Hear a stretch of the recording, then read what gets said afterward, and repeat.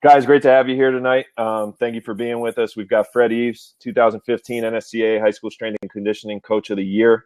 It's an honor to have you on, Coach, and I know that is the same thoughts of many of the coaches on here. So I appreciate it. It's an honor to be on.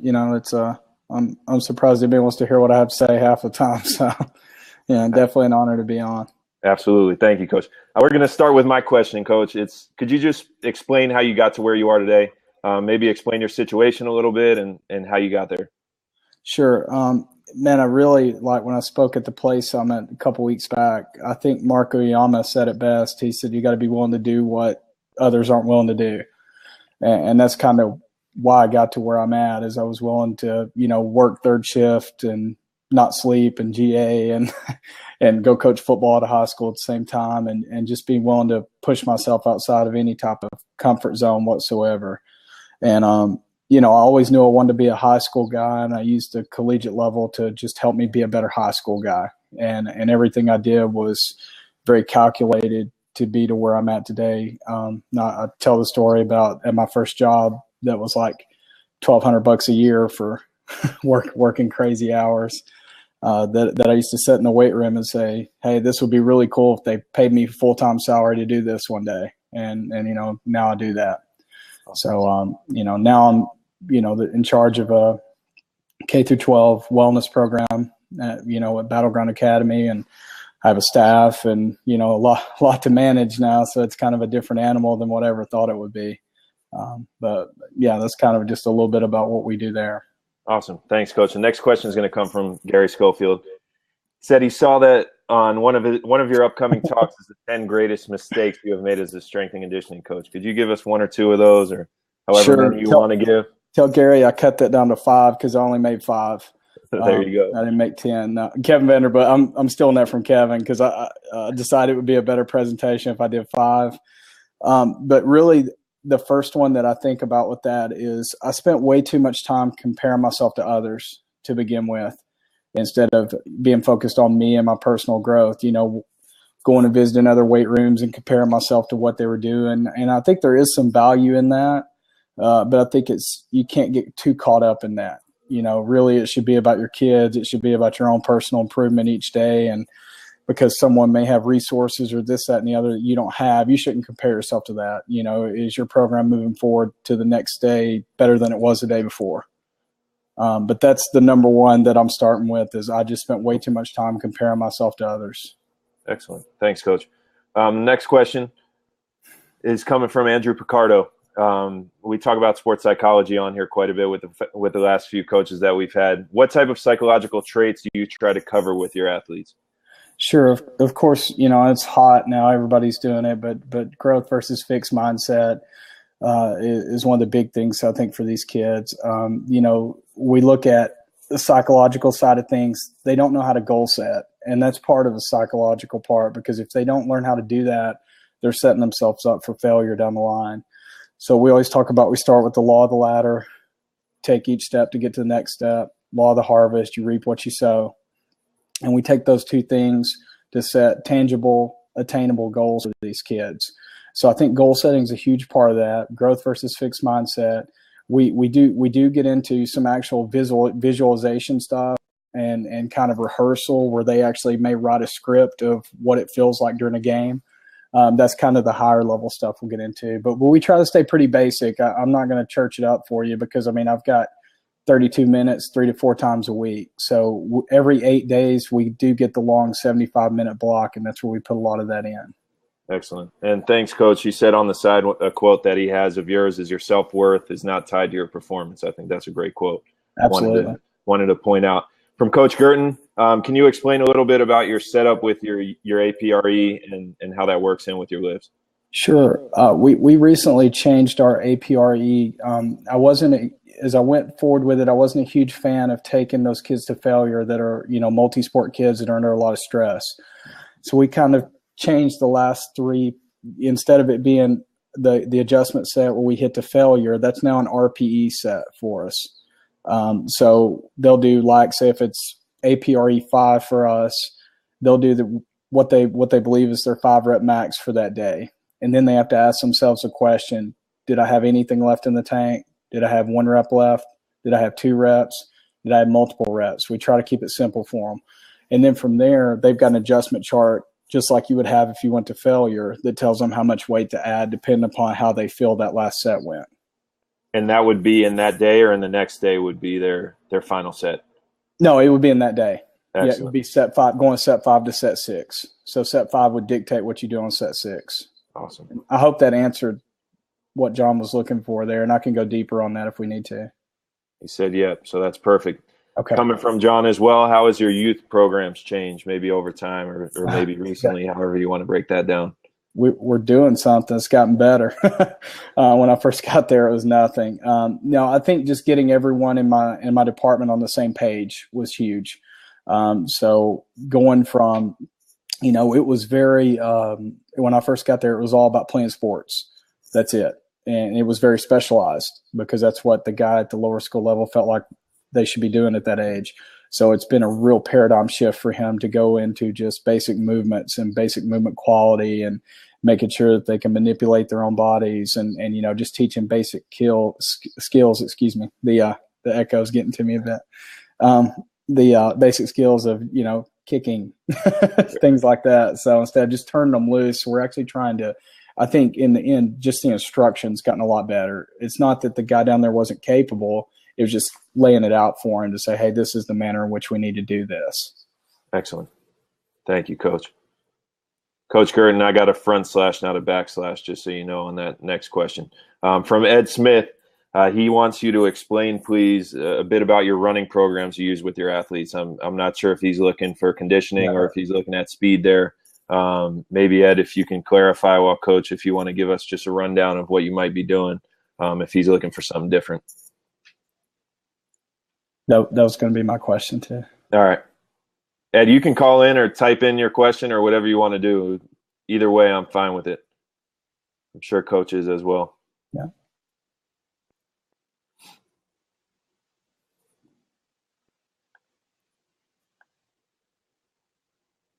All right, so he's going to be in here in a second. Hey, Coach. How we doing? Hey, Ed, how are you? Doing well. Hey, I believe it was one conference you were speaking about your running program that you had your kids going through. It wasn't just straight ahead running and stuff. You had different patterns that you were running them through and things of that nature. Just kind of elaborate on some of those things you kind of use. It seemed unique patterns and things like that. Sure. Really, I'm always – seems like we're always evolving. So, like, I do one presentation, then a year later, I may be in a totally different place. We still do a lot of those movements. I just look at it differently than I used to. It may – and probably a large part of getting to know Lee Taft and his influence on me is I may do a drill with a lot of different patterns in it and look and see how we move, and then I evaluate. Now, it still may be a linear day or a multi-directional day, but then I'm going to backtrack and see where we need work. So that's kind of how we look at that. But I still think at the high school level that there's some value in going blocked with them at times and making them, if we were going to go in that progression, we would start with our linear, our lateral, and then we would go into our weave, which is a curvilinear series, and then kind of start mixing and matching a bit from there. Okay. I appreciate it. I kind of go it's a little more backward design now than it used to be. Okay. I got you. Thanks, Coach. No problem. Thank you. Coach, I appreciate it, man. Next question. Again, I'm going with the first name from Coach Joe. How often do you visit or collaborate with your he said K through 12 PE teachers here, and then he clarified himself in the next question, K through 8. So maybe if you have something different in those two or however you want to explain that. No, yeah, and K through 12 is accurate because I have a staff member and we just we're close to solidifying a second one at the upper school. So very, very often, if I'm not teaching a class, then I'm usually in someone else's class or I'm in a meeting with a sport coach or an administrator. So at least I'm going to be at the middle school at least 2 to 3 times a week during one of those periods. I'm going to be at the lower school 1 to 2 times a week. I'd be at the lower school more, but it's off campus. It's about 2 miles from us. And what would one of those meetings look like, Coach? With a sport coach? Yes. With a sport coach could be anything. The other day, it was a meeting. I had a meeting with a sport coach that was new. It was his first year. He didn't fully understand our program, so it was just there. With the football coach, it's going to be a weekly meeting going down each player, very probably collegiate of how you would think that. It just depends on the coach and the level of, I'm not going to see the tennis coach as much as I'm going to meet with the basketball coach or the baseball coach. I tend to meet more with the in-season coaches than I do the off-season coaches. Gotcha. Excellent. And again, from Coach Smith, do you collaborate with college strength and conditioning coaches as players of yours go on to play college? Sure, absolutely. I'll reach out to them and I'll say, hey, do you want me to do this packet that you sent them? And most of the time the guys are like, hey, do what you do with them. And these are the things that I'm looking for. And I'll try to introduce the kid to their terminology and things like that. But mostly at the collegiate level, they're sending them a very, very basic program because they don't know what they're doing if they have a coach or so it's individual, but absolutely. If we've got a guy that's going to play somewhere, I'm reaching out and finding out what's going on, what he wants and what he's looking for. Excellent. From Coach Vanderbush, on a typical day, how much time do you spend working with sport teams outside of the weight room, and how does that change with different seasons? Okay. Expand upon sport teams outside, in a coaching capacity or? Let's see if Coach can call in. Okay. Coach, if you see call in that screen that's open and you're able to, it'd be great to hear from you. There he is.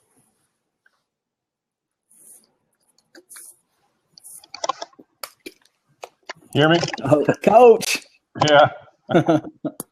What I'm looking for is, outside of the weight room, besides the lifting programs, how often are you able to get out and work with preseason conditioning or some type of athletic enhancement? Okay. Or Gotcha. And what sports utilize you, and does that change? I know you help coach football, but are you able to do anything else in the fall? Kind of that.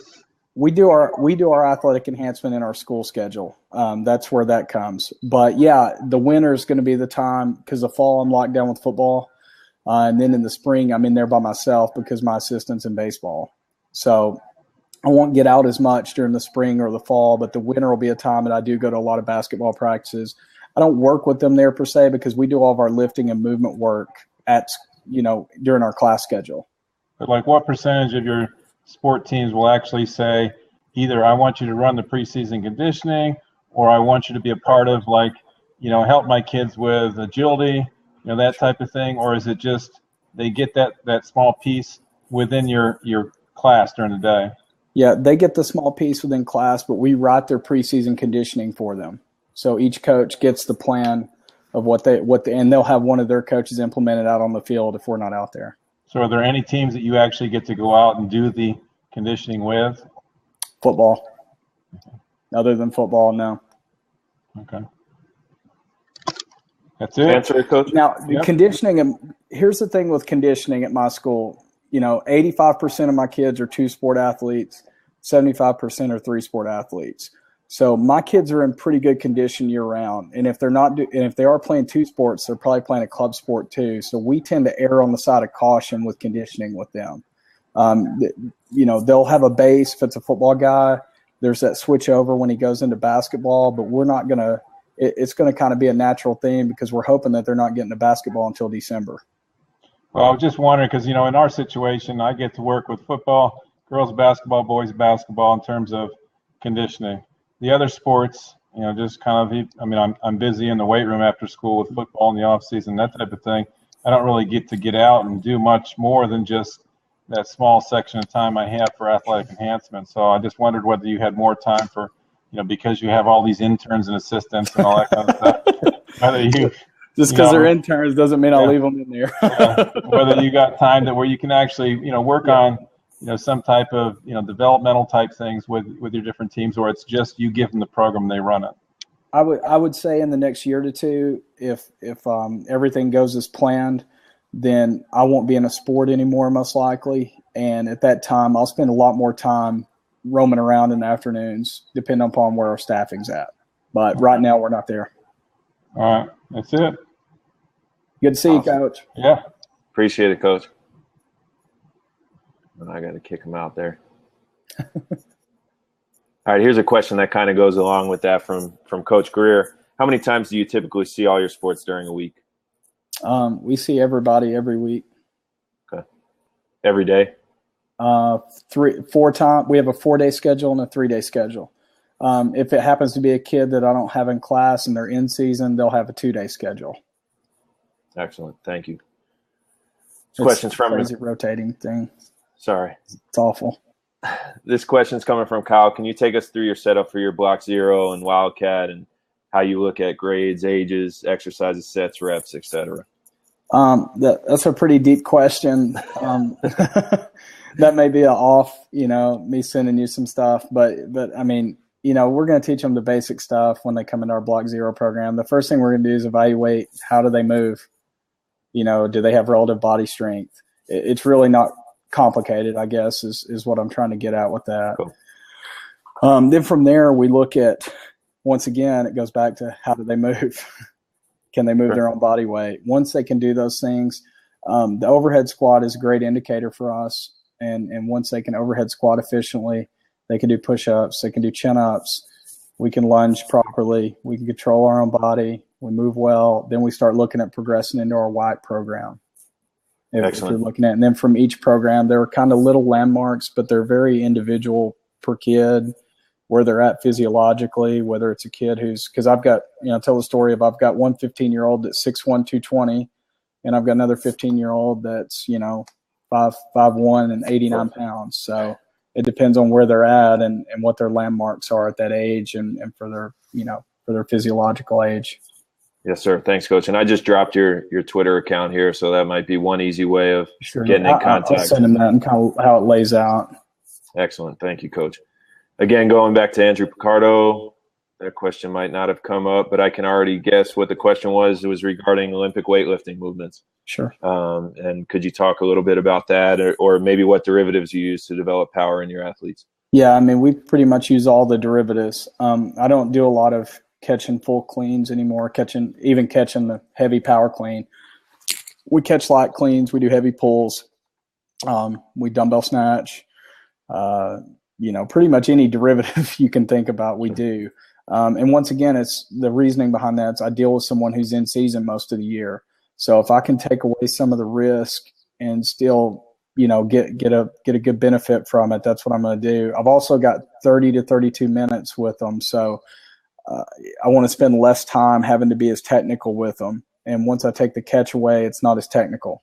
And I've also found that from the in-season kid, and I know as a former player that I'd pull weight all day long. I wasn't afraid of pulling heavy weight, but there were times I didn't want to catch heavy cleans in season. Sure. And we found that our kids work harder and work better doing that. We've seen better results doing it in that manner instead of doing that. I like that, Coach Schofield. Said don't get Andrew upset. It's fine. It's what works for me. I don't tell anyone what to do in their weight room. So you're good. Appreciate it, Coach. For whatever reason, I'm having trouble getting these questions up. So again, just listen to what I ask. Hopefully, guys that pop in will be able to kind of catch up on what we're talking about. Alexander Greer asked for what those particular reasons you start with, or you look so favorably or look so in depth at the overhead squat. Sure.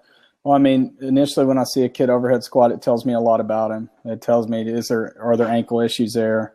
Are there hip issues there? Are there shoulder issues there? I'm finding with most of my high school kids, 90% of the time, it's really an ankle deal with them. But also, when I first got there, they were having a rash of pars fractures, and I didn't want to axial load anyone. And I felt very confident that if I could work a kid through an overhead squat efficiently and make it progressive, it starts good, whether that's 2 hands over their head, whether that's dumbbells, whether that's kettlebells, whether it's a PVC pot. But if we work them up in that manner, there were other ways that I could load them in a squat pattern without putting a bar on their back. Once they could overhead squat efficiently and they could overhead squat some weight, I felt much better about going into something where I was going to put a load on them. Sure. Excellent. Thank you, Coach. Are you doing any particular movement screens, or do you have any particular movement screen for your athletes? That's coming from Ed Smith once again. John Garrish stuff that he was throwing out on Facebook today. Look, he's been telling me he's gonna show me that stuff for a while. We FMS. I will say this about screening: everything they do is a screen to me. When I see them move, when I see them do anything, it's a screen. I'm evaluating them and I'm looking at them. But if we're going to put that into a standard structure, then yeah, it would be FMS for us. But I'm very intrigued with what Gary's doing with some of the stuff there with his screening. Excellent. Again, from Ed, with so little time, how are you working and making time for your cool down and warm up? Yeah, warm up is very simple. It's kettlebell. We go a 5-4-3-2-1. We go 5 swings, 5 goblet squats, inchworm out, 5 push-ups, inchworm back, 4 swings, 4 goblet squats, inchworm out, 4 push-ups, inchworm back. So we go 5 down to 1. That's what we do every day, no matter what. I will say this because about it's so screening. Quick and Everything so they do is a screen to me. When I see them move, when I see them do anything, it's a screen. I'm evaluating them and I'm looking at them. But if we're going to put that into a standard structure, then yeah, it would be FMS for us. But I'm very intrigued with what Gary's doing with some of the stuff there with his screening. See, Coach, it was you. Again, from Ed, with so little time, how are you working and making time for your cool down? Am I the only one hearing that? Yeah, I'm going to turn him on mute until we get warm up is very we simple. Can see what he wants. He probably wants to provide some input, which would be awesome on his movement protocol. Sorry, Coach. Squats, go ahead back into that. I'm still back, 4 swings, 4 goblet squats. Are you? Oh, yeah. Push-ups, inchworm back. So we go 5 down to 1. Left of his. I thought that's what we do every day, no matter what. For everybody. You see a little microphone in his bottom left of screen. You can kind of mute when I him. see them do anything, it's a screen. I'm evaluating them and I'm looking at them. But if we're going to put that into a standard structure, then yeah, it would be FMS for us. But I'm very intrigued with what Gary's doing with some of the stuff there with his screening. All right, I kicked him off. Now I don't hear anything. We'll get him back on. Coach, sorry, go ahead. I didn't mean to interrupt you. Well, I got lost there. What was the last question? Still revolving around warm up, cool down. Oh, warm up. Yeah, Ed asked about the warm up. So that's our warm up. Cool down is we're not going to get as much of it. We're just not, because it's 32 minutes. Yeah. When we get the long period, we get some things like that. There may be some times on our movement days that I'll get that in, but it's not going to be an everyday thing. If with my after school guys it is, but in school it's different. Excellent. Thanks, Coach. We're going back to Kyle, and this was a question that I proposed on the NSCA high school site on Facebook a few days ago that I thought was really important too. I was curious what you, and Kyle, this was his question, what you do as far as the summer training program. Is it something that your kids sign up for? Is it something that do you break up certain groups? Do you have a couple of time slots that that athletes sign up for? Sure. It's I'm a 12-month employee, so there's no type of fee or anything for that. So it's just part of what we do. We have 7 to 9 as male athletes, and then 9 to 10:30 as female athletes. 10:30 to 12 is going to be middle school athletes. Then we'll have lunch, and then we'll come back, and it may be summer school kids rolling in, and that'll be till kind of 3:30, and then at 3:30 we have another small group. We have this thing called Kids Academy where our kids work with underprivileged kids, and that's the only time they can get in that day. Cool. So that's kind of the structure of it.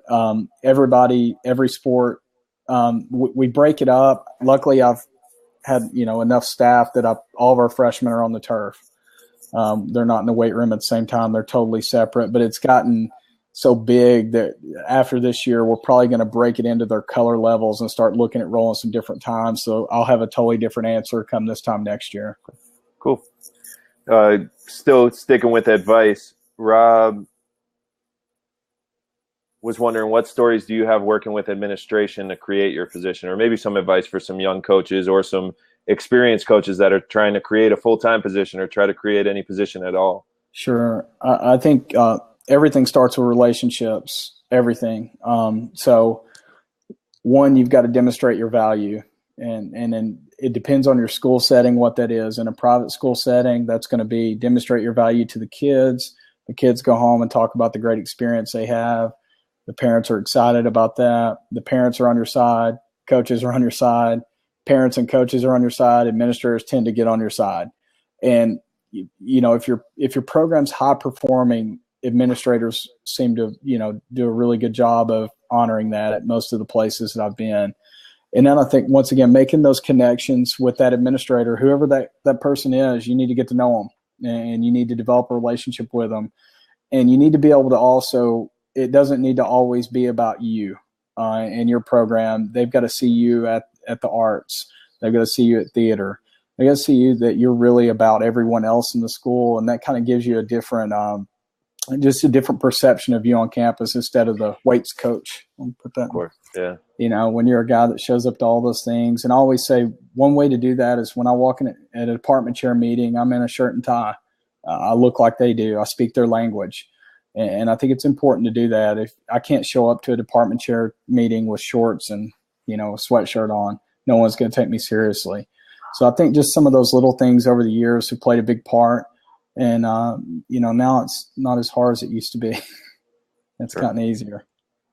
What about advice for young students, or in particular, Liz was curious about a young strength coach starting a master's program. Maybe if you want to give advice as far as what they can do on campus with their professors, with their advisor, with faculty, or maybe get involved with a local school, maybe anything Liz just said to go above and beyond. Okay, what's your question at? So I can. It's on the left of the screen. Sorry, I don't know why we've got your Twitter handle is still up here. Is it the game day lift one? No. It's important advice for a young strength coach. Yes, sir. Starting a master's program other than this one. That's good. That's good advice for yourself. You know, I think there's so many things, but one of the big things is, one, I think humility is huge. I always say, and John, we've had this conversation. Your generation is going to be the smartest, brightest strength coach that's been out. You've got access to more than anyone that ever came before you.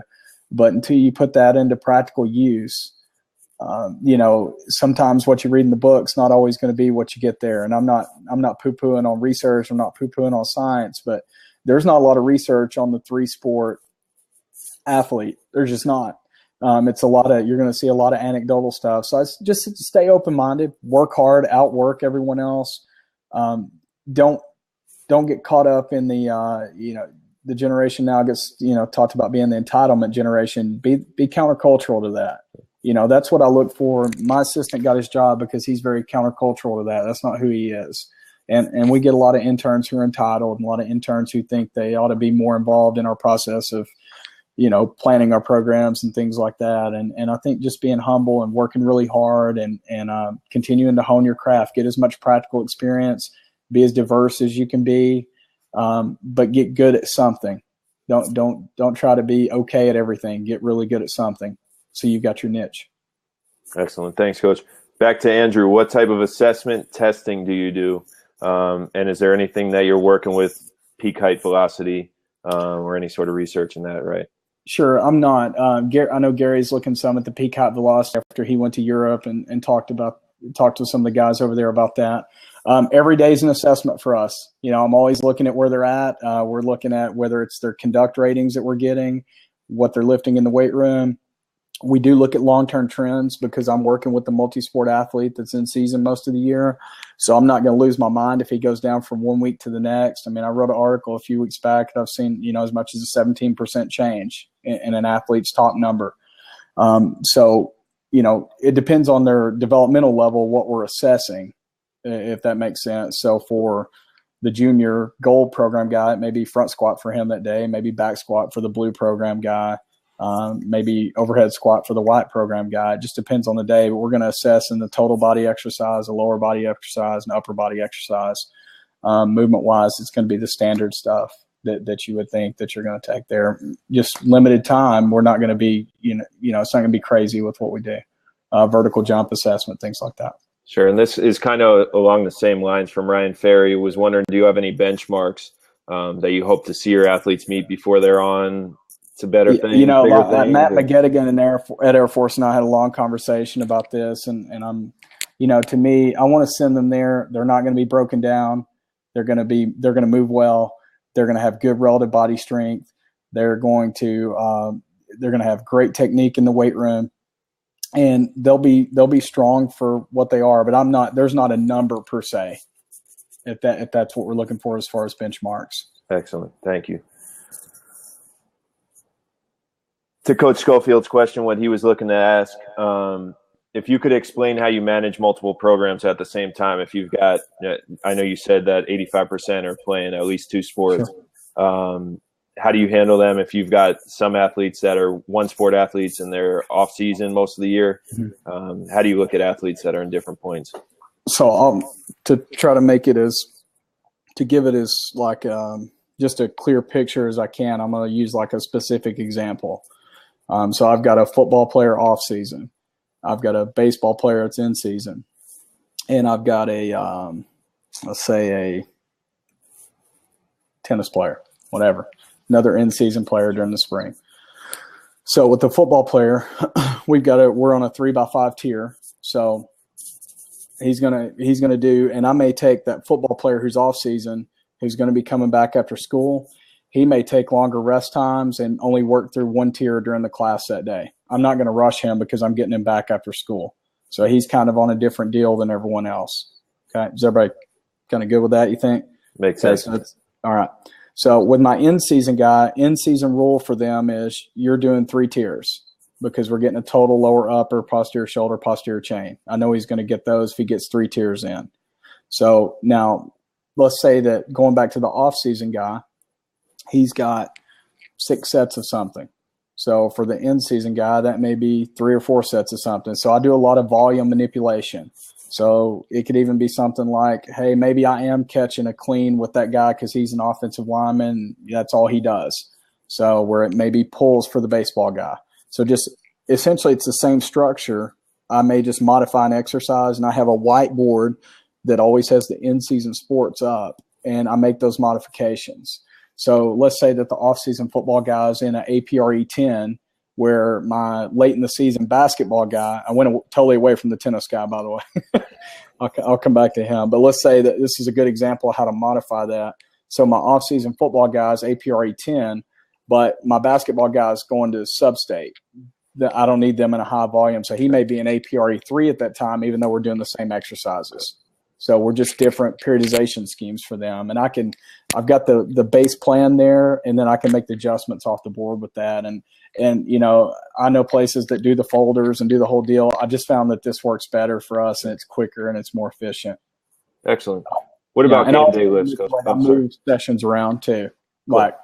So basketball, if they're playing on Saturday, I may move the lower body to Monday, where everybody else may be on the total body that day. Excellent. That just goes along the next question, game day lifts. Do you have your athletes lift on game day? Yes. Okay. Yeah, we do. If you're a developmental guy, and I know a lot of people do this now, Mark Watts wrote a great article about it. I was doing it and didn't even realize I was doing it.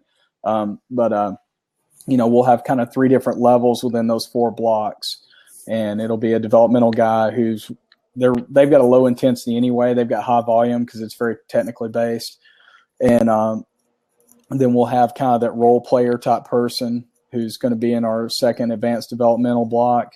And that's where we'll start making some modifications for them, depend on, even I used to say, well, nobody wins JV state championships, but man, when that dude's playing freshman game and the JV game, and he might play a little varsity too, that's a lot that night. Sure.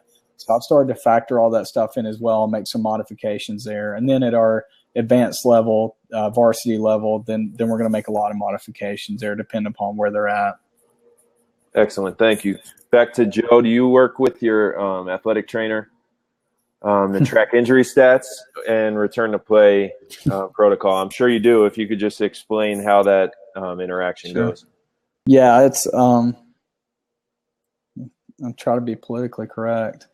I do. I have to stay on top of him to make sure I get the information that I need, if I'm being bluntly honest. Sure. So, he lets me do a lot of the modifications. He has a lot of confidence in me. But essentially I just tell me what I need to stay away from and what I have access to. And that's kind of how we work together. And we get along really well. So I'm not trying to bash him. He's just, he can be a little quicker with the injury reports sometimes. All right. It would help me greatly going into class that morning. And he's gotten better the last month or so. He's gotten a lot better. So cool. Yeah, I know relationship. Excellent. I know you discussed earlier about having some class periods that you had more time and you would incorporate your education there maybe a little bit more. How do you go about educating your athletes on topics like nutrition, sleep, maybe some more about that psychology route? Sure. And that's how we do that is we use that 75-minute block. So every 8 days they're going to get that. So that'll just be kind of written out like a school curriculum. Like we do use Nutricarina. as our nutrition program that we use with our kids. And the sports psychology stuff, of course, I've adapted. And then, we build character development into that.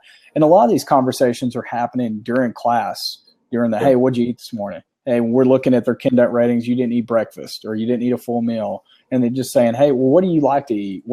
These are just conversations we're having while we're in between sets a lot of times too. That's kind of how our world works, is we've got to try to get as much in as we possibly can. So, it may be walking through the quad later that day, but yeah, on the long periods when we implement all that. Excellent. And you said you wouldn't go folders. Coach Greer again was wondering if, as far as your numbers on APRE, are you going on does an athlete have a card? Are you going some other form of technology? How is that working with your athletes? I'm doing both. I have a card at the rack with all 4 levels. So it'd be white, gray, gold, and blue. No one's going to be in Wildcat during the school year because they've all been through that. So it's white, gray, gold, and blue. I used to do sheets at my desk where they had to fill out their top tier number, their last set, and their reps. And sometimes I would have them do 2, depending upon the kid, the last 2 sets. But we've gone to Train Heroic. We use that, and that's been really good for us because when the kids come in, they set their phones down on the desk in the middle of the room. Whenever it's the end of the workout, they come and they enter that one number in for me, and then I don't have to go back into Excel. It saves me a ton of work, and I can just pull it up. The kid can also pull their history up because they don't remember, hey, what I do for APRE 5 last week on deadlift. That they look into there, and it tells them everything they've done in the past in every workout. So that's been a big benefit. When I came and visit, I saw, if I remember correctly, quite a few Tendo units. What are you doing, Coach, as far as velocity base? Sure. We use it as a means of auto regulation. We do use it. We use it for the power part too, the speed part. But I really like it at the high school level for auto regulation because you could tell that kid, hey, you're going to be at 60%, and you look over and that joker's struggling on the 60%. So now I know when it's a second tier squat, I tell them I want you at 0.8 to 1.0 average velocity. I know I'm getting what I want out of it. And it's like Dr. Mann says, he's right instead of hoping he's right. Do you have any advice as far as coaches maybe at a public school where the financial freedom isn't quite there, or even at a private school that doesn't necessarily have the technology? Sure. I'm not as versed in doing it without the Tendo as Dr. Mann. I heard him in one podcast talking about using a stopwatch to do it. I think to me, that was the old school way of us coaching a squat fast, teaching kids how to move, showing them what that movement looks like, and telling them where we want to be there. And then just, I think if you're really looking at the speed of the bar, you got to make sure that the load's right and coach them through moving it the way you want them to move it.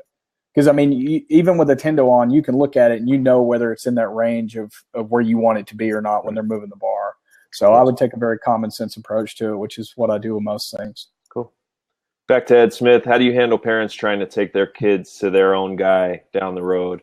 For sure, man. I was on a call about this earlier today. And I was actually in Michigan consulting where, there's, they don't have a guy there right now, and they've got a guy that's not doing a very good job with a bunch of them. So it was a big conversation. I was telling them how they need to hire someone. I was meeting with the superintendent. I've gotten to the point now where I'll have conversation with the parent if I find out, just from a protection on my end standpoint, because if he gets hurt, they're going to blame me. It's not going to be his fault because they're paying him. So it's going to be our fault. That's how it always is. So I'm very clear about that in the beginning with parents, that I think he's getting enough, because it's usually not a guy that's in off season. It's usually a guy that's playing 3 sports and they're trying to give him more on top of what he's already getting. So I say, I think, if I think he's getting enough, I always offer to work extra with them if they want extra work. We don't deal with this a lot, especially in male sports. We'll deal with it a little bit in club soccer and things like that. And some of that's out of their control because their club team sets it up. But I will give them our plan. I'll say, hey, this is what we do. And I've gotten to where I'll just, if I know who they're going to, if they'll tell me, I'll reach out to that person and say, this is what we're doing. Just so you know, I'm not going to win that battle with the parent. They've already made up their mind with what they want to do. I'm not going to try to sell them on that. I always invite them to come watch us. Anytime you want to watch what we do, I tell them, I say, hey, I think we'll coach 60 kids better than you'll watch some of those guys coach 6 kids. And I'm not busting on private sector. We just, in this area, there aren't a ton of great private sector guys. There's one about 45 minutes from us I think is really good, but he doesn't get many of our kids. So excellent. What about the local high schools? I know the Nashville area has quite a few schools with strength and conditioning professionals on them. How is that seen there? How do you think that compares to other areas? Because I know, for instance, down in South Florida, I don't know of anyone else full time. To be honest with you, I think Nashville is very strong as far as high school strength conditioning goes. I mean, you've got Ensor School, who's got about 8 or 9 guys on staff over there. Guys and girls, and FRA has got a strength coach. CPA's got a strength coach. Montgomery Bell Academy has a strength coach. Pretty much in almost every private school kind of getting into the state now is at least realizing the need. Sure. And it's not from how we look at it sometimes is the kids getting what they need. It's more from the competitive advantage. It's the South and it's football. Right. But whatever means that we've got to take to get where we need to get, where we've got qualified professionals working with our kids, whatever it takes. There's some of the things that I hate about what's going on with recruiting and the signing day and the theater of what college athletics has become, but I wouldn't have a job like I have if it wasn't for what they were doing at strength conditioning at the collegiate level. So I don't want to bite the hand that feeds me. It's how do I coexist and how do we do what's best for our kids? And if coaches being competitive and coaches wanting to win is going to be better for our kids and hiring more strength conditioning professionals, then I think it would be great. But this area is pretty strong. In that area, I mean, if it's anything like ours, we've got 4 or 5 local private schools that I consider great. I think they're great schools, and it's almost competing for the students almost on a yearly basis, not necessarily athletically, but students are transferring in and out to other schools. Do you often get athletes from one of those schools? And, you don't necessarily have to say they come in and have bad technique, but you can kind of tell they're coached up from whichever school that they came from. If I get a kid from a public school, he's probably not going to be coached up. If I get a kid from a private school in the area, he's probably going to be coached up. Sure. That's pretty much been standard across the board. I've got great respect for the guys in the area working, and I'm not busting on the public school guys. I'm just telling you what I see. Yeah. And that may be because they've got 2,000 kids in their school and that kid slipped through the cracks. It may not be because that guy's a bad coach. Right. Absolutely. Coming from Coach Gurdon, where do you see the profession going, and what do you think is needed to promote the high school setting? I think high school is going to explode. I think we've all been saying this, but it's not going to explode the way it needs to until something changes with the way states view licensure and what they're doing as far as the hiring process. Because right now, John, are you licensed? Are you a licensed teacher too? I'm not. No, sir. Okay. So like the dude who's doing K-5 PE, who's never been in a weight room in his life, could get a job somewhere, but you couldn't get hired. Right. And that's a problem.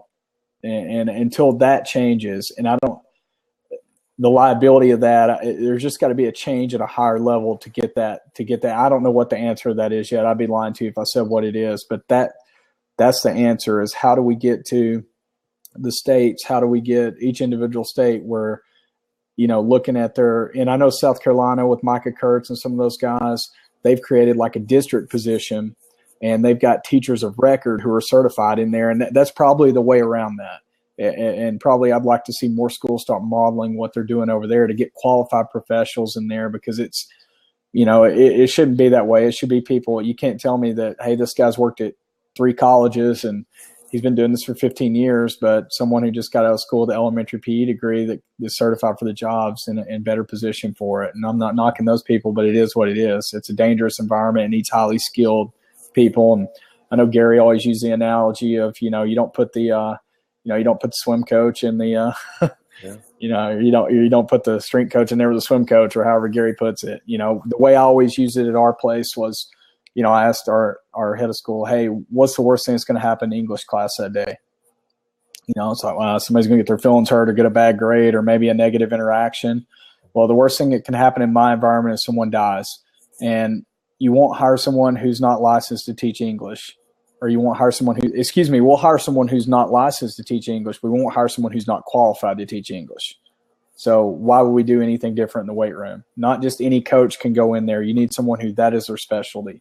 And I think until it may take some bad things happening in the weight room for more and more schools to start seeing that. I mean, we had first time in 18 years. I mean, I had a kid bust his nose with a bar last week. And was that the day you came in, John? It was, yes, sir. Yeah, man, freaked me out. And I'm there, and I've got a spotter there, and everything's done correctly, and bad things still happen, So hopefully as time goes on, that's going to change. I'd be interested to see. I'm going to dig deeper into what I can do at my own level to make that change. How does that happen? Sure. Excellent. Thank you, Coach. Can you explain how you use that technology? You mentioned Train Heroic. Maybe if you want to plug them a little bit more, maybe if I can do something in the chat of how to get in contact with them. Sure. Is there a contact person that maybe we should kind of put out there so coaches can get in touch with them? Yeah. Do you want me to just email his info to you, or how to? Josh Suture is the guy. Yeah, I've been in touch with Josh as well. So I can kind of, maybe what we'll do is since it's a part of this talk, we can go ahead and share it in the NSCA page as long as everybody on that side of things is cool with that. Sure. And we'll make sure we get that all plugged in. Anyway, could you just explain how you use it or how your kids use it on a daily basis? Yeah, Conduct and Train Heroic are going to be 10%. Or 20% total of their grade, because if we don't measure it, then they're not going to care. And they're just going to say, my head of school son said, "Hey, Coach, if I don't feel like Conduct," I said, "Bennett, you're going to get a B." So he feels like Conduct every day. So that's just a high school kid, and I get it. Conduct's actually, I'm going to backtrack a bit, but they've actually got a cool thing now where I can send them all a text message at 7:30 in the morning. It's got the direct link to their survey to take, which they don't remember to do it. So it's awesome that it gives them that reminder. And we've seen our, just the quality and the consistency go up tremendously since we started doing that. But every morning the kids fill out a survey on Conduct, and it's got a formula there, and it will spit. I've got it loaded up by class. I can push the button. D period comes in. I look at the rating system of each kid that comes in. I see someone that's rated like a 40, then I get to take a deeper look and say, hey, maybe ask him some questions. How much did you sleep? You only slept 4 hours, We don't want to use the information against them. We want them to feel comfortable that they can put whatever they need to put in there. But in the end, we want to be able to use that information to help them. So I think that's all about how you approach it with them, from an area of concern or their well-being. Train Heroic's been awesome like I said, it saved me a ton of time of just not having to enter numbers into Excel. The kids can be an active participant in it, hit their numbers in. We've not had anybody throw any crazy numbers in there yet. You ought to see my student surveys that I get back every year. When we do a student survey, and I'll get like, Coach Eaves won't give me steroids, and you'll get the craziest things ever. We don't get anything like that in there. Everybody's pretty consistent because they're very in tune with wanting to see where I was at. Kids want to know, hey, am I getting better? And we work on talking to them about your personal improvement, because that's kind of the kid I have. And that's kind of our culture. But they like that, and it's saved me a ton of time. I can be a better husband, because the kids are entering that, and I can push one button and say, hey, I want to look at Clay Beathard today, and I can see I want to look at Clay Beathard for the last 2 months and see what he's been doing on his Monday on his trap bar deadlift. Awesome. Thanks, Coach. Do you do any fundraising for that? How are the Sure. No, I have a budget. I didn't when I first got there. I don't have to fundraise now. I have a pretty good budget. So I'm not, like, the way they look at everything in the private school area is everything comes from one piece of pie. And if you're out getting in, that's another piece of pie that you're taking away from. So they don't allow us to do any fundraising. We do have people who just want to give money to, earmark money to a certain program. The better our program's gotten, the more people want to do that. And that's made it easier. When I was at public school and when I was at other schools like that, we did lift-a-thons, and I had great success with those. And I still say, if you're in a private school, the quickest way to make $2 or $3 grand is to do an out of uniform day to come to the lift-a-thon. You'll make it right off the bat, because they'll pay $5 to get out of uniform any day of the week. But the lift-a-thon was our big thing to make money. Excellent. Back from Ed Smith, how do you manage your internship program? And does that weekly education, do they run sessions? What does that look like? Sure. At first, it was all me running those things with them. I'll present some for them. I'll show presentations. They do have a curriculum. Now I actually, because I want to, we're all in this business to grow each other. So now my assistant's the director of internships, and I'm very involved in it as far as content and things like that. But he runs it. He runs our internship program at this point. And so I'm there just to facilitate, answer questions, be an active participant in it, and really, with him and I coordinating with the curriculum, but he's going to be the guy that runs that now. So that's how I manage. I've got to have and it's not real world for some places, but to manage all the things I'm doing, I've got to have staff now. Sure. Absolutely. I'll be lying to you if I said anything else than that.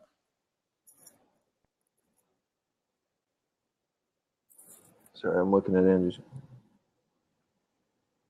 Is there anything that, all right, this is from Andrew Picardo. Is there anything that either you use or you've seen other coaches or kind of just anecdotal, something that you've done that hasn't yet been validated by research, but maybe that you're doing, or maybe the next step in research you see the field kind of going towards? I'd have to put some thought into that. I think a lot of the research is good and it's been validated. I think I'd like to see more on, and maybe I'm someone, Gary and I and some guys who are working with multi-sport athletes. I think, something that one of the reasons I went away from catching the full clean, and is Andrew must be the Olympic guy. Gary said, don't make him mad, was I didn't catch heavy cleans, and when I decided to do it 6 months later with just doing heavy pulls, my guys caught heavier cleans. They would PR, they would PR and triple their PRs. So that's one reason I kind of went away from that, just to take away some risk there. But nothing in particular I can think of right offhand. Excellent. Said he's going to stop asking questions. I saw one from Rob Brokaw. Yeah, that was the next one we were going to go. We were going to touch. Coach, like you said, this is from Rob. Maybe in your own experiences, or how do you know when to leave a position for another? Man, that's a great question. Sometimes the grass isn't always greener. And I would caution coaches, because I was kind of in that thing too of just wanting to get to the next job, and that kind of goes back to, like guys like Joe and Adam Five talking about making the big time where you're at, and you'd be shocked at who's going to come get you when you do that. Actively searching, I don't really do much of that anymore. I'm pretty happy where I'm at, but I still get approached, and I think there's so many factors that come into it. Do your people value what you do? I think that's your number one. Does the administration value what you do? If they value what you do and they put resources behind it, it's probably not a place you want to leave unless there's just, something else is really awful there. And maybe I'm talking to myself a little bit right now too. Sometimes it's family. For me at this point, it's about family. Is my wife happy? Is everyone, are we happy with what we're doing and where we're at? So I think it's a very individual question. But I can tell you when I know to leave is when they don't get what you do, and they don't put resources behind it, and they don't value the work that you put in, because you're working harder than anyone else on campus. I don't care what anyone says. You're the hardest working dude there. Sure. It's not even close. And I think that's when I know when to get out. Cool. Excellent. Thanks, Coach. Gary, once again, is wondering about your Hammer Strength Regional Conference. Sure, absolutely. Give us a plug there. Yeah. Shameless plug. It's going to be awesome. Here we go. April 8th and 9th. It's going to be here at BGA.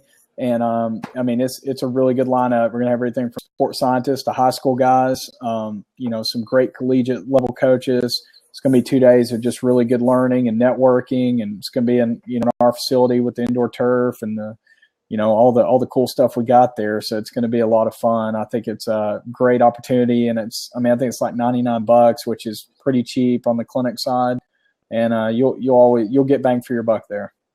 Awesome.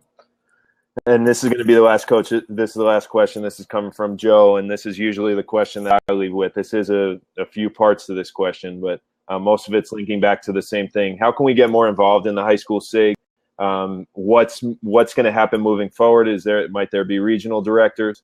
Should each state have a liaison of some sort?